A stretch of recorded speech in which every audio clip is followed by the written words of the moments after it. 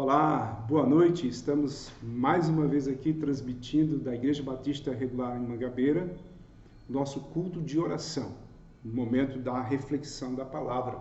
E espero que você esteja aí conectado para você poder ser edificado com a palavra que é viva, eficaz, que nos dá uma noção de quem é Deus e a segurança que temos em servi-lo, em sermos servos do Senhor.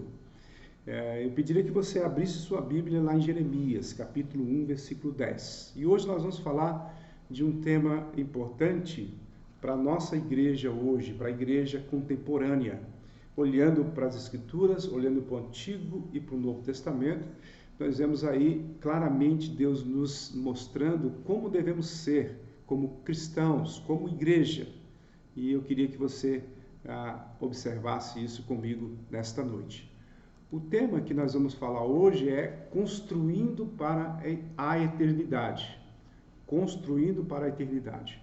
Esse tema é bem interessante porque a gente vê claramente que o propósito de Deus na nossa vida, na vida cristã, é crescimento, edificação. Tá? Vamos observar, ler aí Jeremias capítulo 1, versículo 10. Olha lá o que diz. Diz assim, Jeremias, capítulo 1, versículo 10. Diz assim: Veja, hoje eu o constituo sobre as nações e sobre os reinos, para arrancar e derrubar, para destruir e arruinar, e também para edificar e plantar. Outra versão diz assim: Olha que hoje te constituo sobre as nações e sobre os reinos, para arrancares e derribares, para destruíres e arruinares, e também para edificares e para plantares. É claro aí o que o profeta Jeremias está falando ao povo escolhido de Deus. Uma exortação chamando a atenção de uma construção. É uma analogia. Vamos entender isso encaixando no nosso tema, que é construindo para a eternidade. Uma grande parte da igreja acredita que o propósito do cristianismo é tornar nossas vidas mais atraentes. Vamos orar para a gente pedir orientação ao Senhor? Senhor, nosso Deus, obrigado, Senhor, por esta noite, obrigado pela tua igreja. Obrigado, Senhor, pela tua palavra. Que o Senhor esteja nos dando discernimento, nos dando sabedoria para poder aprender acerca de ti, que nós possamos também ter um coração quebrantado, esperando que o Senhor esteja nos ensinando e que nós venhamos a entender para aprender e aplicar em nossas vidas. Abençoe a tua igreja, abençoe o povo que está conosco nesse momento. Que o Senhor esteja abençoando a cada um, suprindo as suas necessidades.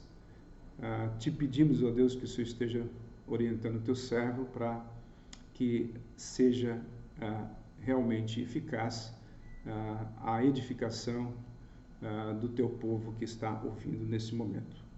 Entregamos em tuas mãos, em nome do teu Filho Jesus. Amém.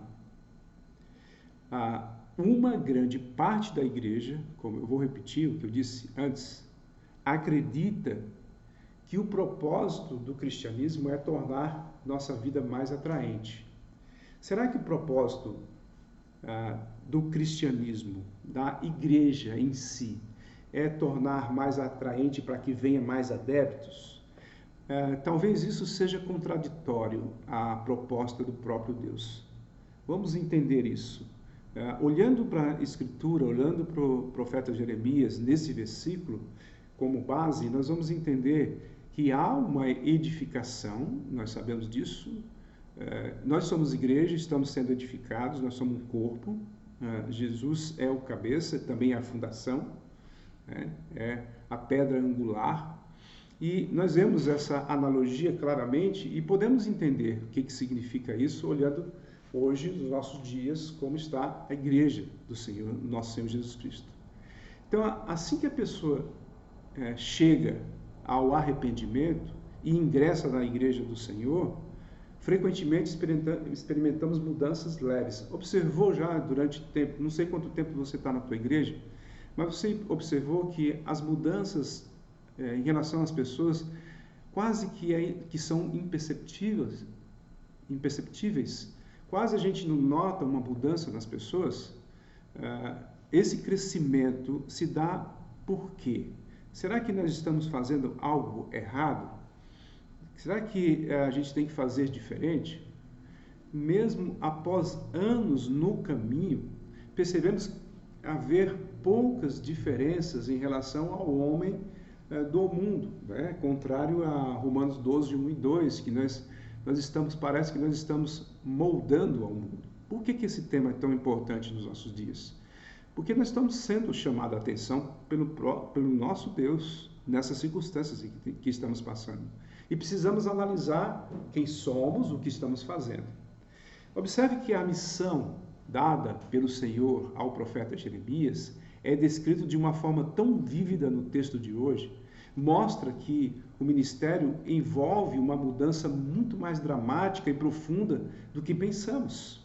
Não é simplesmente você receber Cristo como Senhor e Salvador, entrar numa igreja, fazer parte dela e ir vivendo a vida cristã sem nenhuma mudança. Deus não está colocando remendos nas vidas, fazendo nela um pequeno ajuste para que depois continuem funcionando dentro do reino. Ele não quer somente isso. Ele não está fazendo um paliativo ou fazendo uma gambiarra, como nós falamos hoje nos nossos dias. Antes de começar uma construção, nós sabemos, é preciso retirar tudo aquilo que não serve. Né? Quando a gente vai ver uma construção, uma fundação de um prédio enorme, você percebe que vai ter que ser retirado tudo aquilo que não serve, né? Troncos, lixos, barreiras, tem que planar, deixar plano o terreno, tirar tudo aquilo que não serve. Aqui, a tarefa do profeta na reconstrução era arrancar, destruir, arruinar e derrubar. Observe a força radical desses termos que ele usou, né? Você não destrói nem arrasa aquilo que pretende usar. Então, há algum proveito? Não, ele está dizendo que tire tudo para a construção. Você somente arranca e derruba o que não lhe serve mais. Se tiver alguma coisa que serve, mantenha, mas você percebe que não é assim. Ele diz, depois vocês vão plantar, vocês vão colher, mas observe, trazendo para os nossos dias, trazendo para a nossa vida cristã, para os líderes espirituais, os pastores das igrejas atuais, principalmente pensando mais no Ocidente, você vai perceber que há uma frustração de pastores em projetos que apenas melhoram a aparência de coisas, no fundo, estão deterioradas. Então, não adianta, imagina, o pastor começa a se envolver com alguns eventos que trazem benefícios para a igreja no sentido de atrair as pessoas. Então, há um marketing dentro da igreja, mostrando uma imagem da igreja que atrai as pessoas que estão lá fora. Tá? Isso é um projeto de comercial, um projeto empresarial que existe no mundo corporativo. Mas será que existe também nas igrejas dos nossos dias? Será que esse é o propósito de Deus para a nossa vida dentro da igreja? São muitas as técnicas e metodologias do mundo atual que os especialistas em crescimento da igreja nos oferecem. Então, os pastores sérios que querem ver a igreja crescendo em profundidade, em conhecimento da palavra, em maturidade, eles ficam frustrados, porque ele vê um crescimento da igreja, mas é um crescimento superficial, um crescimento externo. A maioria delas nem sequer foi adaptada à igreja, esses métodos. Foram simplesmente transferidas da esfera empresarial. Muitos cristãos querem conservar o conforto e os modismos do mundo, enquanto levam uma vida espiritual rotineira e insípida, tão fraca, tão irrelevante. Não são poucas as congregações que mostram ter mais afinidade com os cidadãos desse mundo do que com os súditos do reino.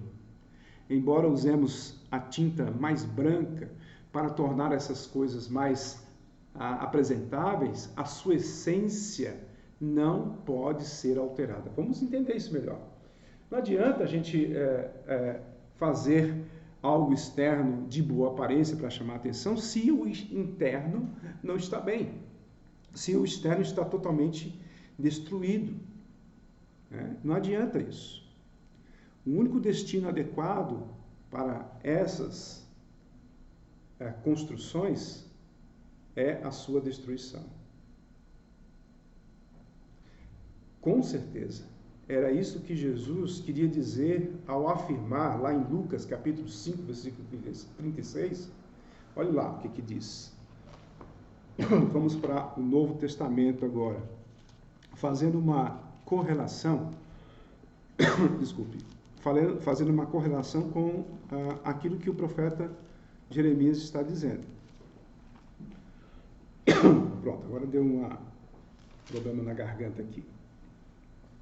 Vamos lá. Lucas 5,36. Olha lá o que o Senhor diz. Ele diz assim: também lhes contou uma parábola, Lucas falando. E agora Jesus diz: ninguém tira um pedaço de uma roupa nova para colocar sobre roupa velha, pois se o fizer, rasgará a roupa nova. E, além disso, o remendo da roupa nova não combinará com a roupa velha. Muito bem. Então, nesse sentido, nós conseguimos fazer uma analogia do que vimos aí em Jeremias, capítulo 1, versículo 10. Tá? O que está falando? Está falando de uma restauração ou de uma construção. Tá? O Senhor Jesus foi bem claro em relação a isso, quando ele está aqui falando aos seus discípulos, mostrando aqui, ele está ensinando sobre a questão do jejum. Tá? Depois ele mostra aqui, fazendo essa analogia, o que ele quer dizer com isso, em relação às coisas novas, né? O próprio Evangelho que ele está trazendo. Então, observe aqui que Jesus ele está trazendo um princípio que salta aos olhos, que é este: chega o momento quando a veste velha se encontra tão gasta que não vale a pena consertá-la. A solução é jogar fora o que não serve e guardar o pano novo para ser usado em outra coisa. Para colaborar ou corroborar com isso, a gente olha também o apóstolo Paulo falando lá em Romanos capítulo 6, versículo 4, que diz o seguinte: fomos, pois, sepultados com ele na morte pelo batismo, para que, como Cristo foi ressuscitado dentre os mortos pela glória do Pai, assim também andemos nós em novidade de vida. Preste atenção que o nosso alvo espiritual, quando chegamos a Cristo, não é sermos remendados. Na realidade, o nosso objetivo é a morte. Nós nos tornamos iguais a Cristo na sua morte, pelo batismo. Então, o que acontece? Nós temos que morrer para ter uma nova vida. O que é essa analogia com a própria realidade de Cristo morrendo e nós morrendo com Ele para nós sermos ressurretos com Ele também numa nova vida? Se nós trazemos para o nosso cotidiano, nos nossos dias, em nossas igrejas, nós vamos entender que talvez muitos de nós não compreendemos realmente o que significa morrer em Cristo e nascer e viver em novidade de vida. Parece que nós estamos vivendo uma vida cristã muito aquém daquilo que Deus quer que nós vivamos. Esquecemos que a vida cristã é uma vida plena, uma vida de abundância, uma vida de alegria realmente. Por quê? Porque agora nós entendemos que não é aquilo que que muitos têm aprendido em relação à vida cristã, certo? Então a gente vê isso claramente nessas duas passagens importantes, três, aliás, tem em Romanos também, Senhor Jesus e também Jeremias, que mostra que nós devemos entender o que significa uma construção para a eternidade. A nossa vida é uma construção. Nós devemos ter a ousadia de mostrar para as pessoas aquilo que é de mais valor internamente e não externamente. Nos preocupamos muito com a aparência e esquecemos do principal, que é o interior. Lembra que Jesus fala com os fariseus, com os escribas em relação a essa questão? Então, Jesus e o próprio Deus tem nos ensinado através do profeta, através do Filho, através do apóstolo Paulo, através dos escritos, tanto do Antigo como do Novo, que a nossa vida tem que ser pautada justamente naquilo que é o propósito de Deus, crescimento com base no Senhor Jesus, que é a base sólida do nosso edifício, e viver uma vida cristã plena, voltada para o propósito de Deus, de ser uma construção para a eternidade. Eu preciso ter convicção de quem eu sou em Cristo. Eu não posso ser uma pessoa relapsa ou tentar ser cristão somente externamente, somente de aparências. Eu tenho que ser cristão sólido, na rocha, firmado na rocha, com uma expressão clara e natural de quem eu sou em Cristo Jesus. Para isso, nós temos que morrer para viver novamente.